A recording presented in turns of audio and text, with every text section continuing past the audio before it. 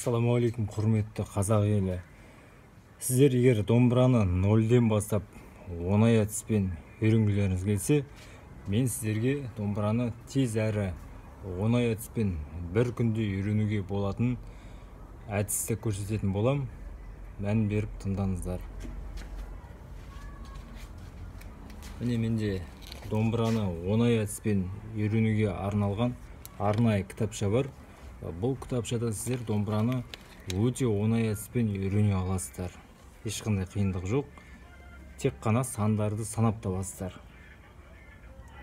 Яғни сандарды 1, 2, 3, 4, 5 деп санау арқылы санап табасыздар. Міне тек 5 пен 5, 5 пен 5.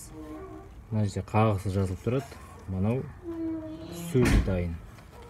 Барлығы дайын жазылып тұр. Міне. Осы әдіспен үйреніп алыңыздар. Міне аягөз қайда барасың әні бар. Осы кітапшадан үйреніп алыңыздар. Ал сәттілік.